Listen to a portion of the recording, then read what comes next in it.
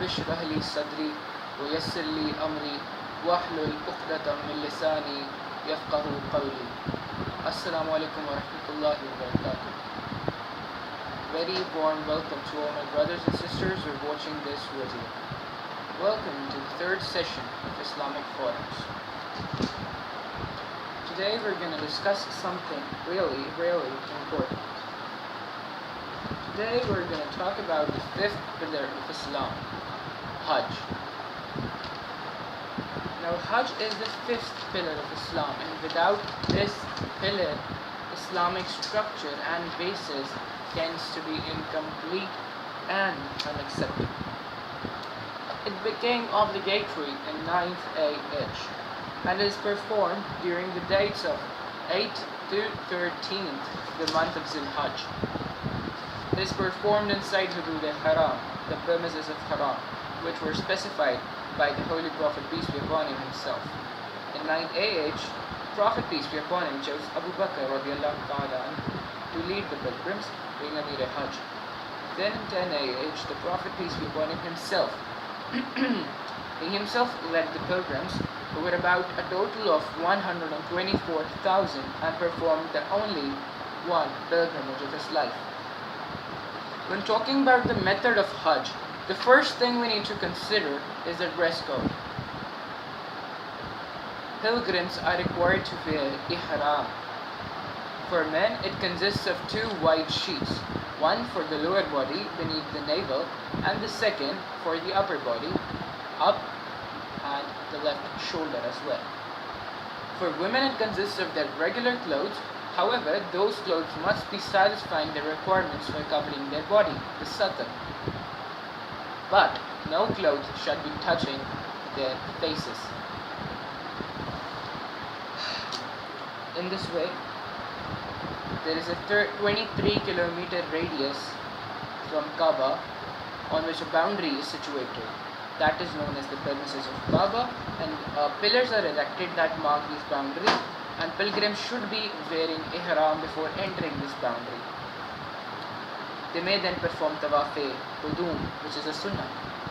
After ihram, another obligatory act is the proclamation of talbiyah. As soon as the pilgrims wear ihram, they have to start reciting talbiyah and have to recite it frequently till they take it off on 10th of Zil-Hajj after the sacrifice of animal. The words are Labbaik Allahumma labbaik, Labbaik Allah sharika laka labbaik, Innal hamda wan ni'mata laka wal mulk la sharika lak. And the translation is, I respond to your call, O Allah, I respond to your call, and I am obedient to your orders. You have no partners. I respond to your call. All the praises and blessings are for you, and the sovereignty is for you, and you have no partners with you. Pilgrims should stop reciting these words as soon as they perform the Rami of the largest Jamrah on 10th Zil-Hajj. Now first of all, the believers arrive at Mina. This stay at Mina is not obligatory. Pilgrims stay at Mina for the night and offer all 5 prayers. They arrive before Zuhr prayer on 8th AH at Mina and leave Mina after performing the Fajr prayers of 9th AH. Let me correct myself. It's not AH. They arrive at Mina before Zuhr prayer on 8th Zil-Hajj and leave after performing the Fajr prayers of 9th Zil-Hajj. They remember Allah during the night and pray to Him. Next morning, the pilgrims set off for Arafat. Maidani Arafat, or the land of Arafat, is a white plain where the pilgrims arrive at 9 AH and perform the Zuhrain prayers, which is a combination of the Zuhr and Asr prayers. They then listen to the sermon delivered by Amir Hajj. They spend their time in begging Allah's mercy and quit after sunset, before the time of Maghrib prayers. This time spent at the land of Arafat is known as Wukuf-e-Arafat and is the third obligation after Ihram and Talbiyah.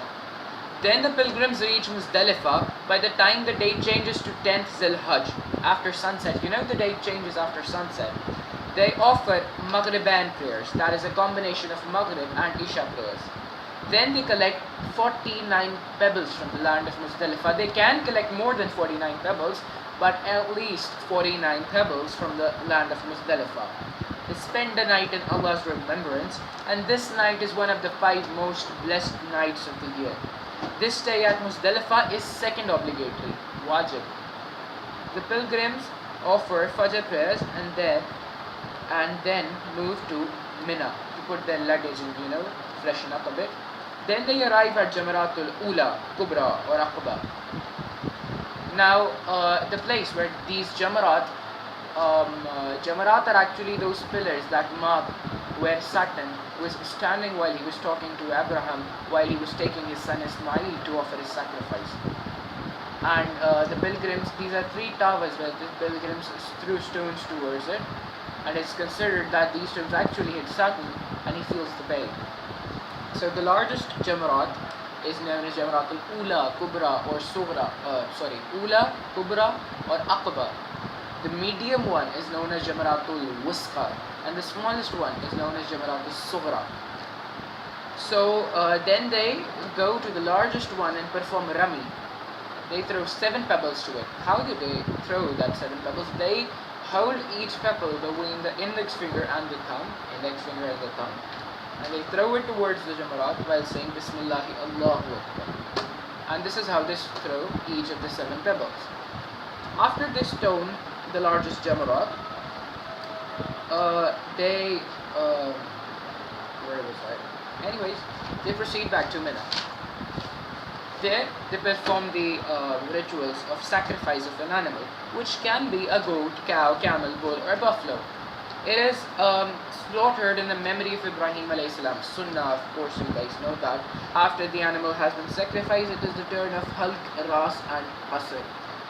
Halq Ras is for men, which means getting the head shaved, and Qasr is for women, which means to shorten the hair. How do women shorten the hair? They take the part of their hair, roll it around their finger, one roll, one curl, and then cut it off and put it away. So this is known as Halq Ras and Qasr. After it has been performed, men and women, they can take off their ihram. Now then they proceed towards Kaaba to perform Tawaf Ziyarah.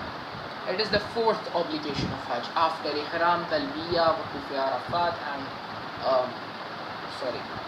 and this is the 4th one.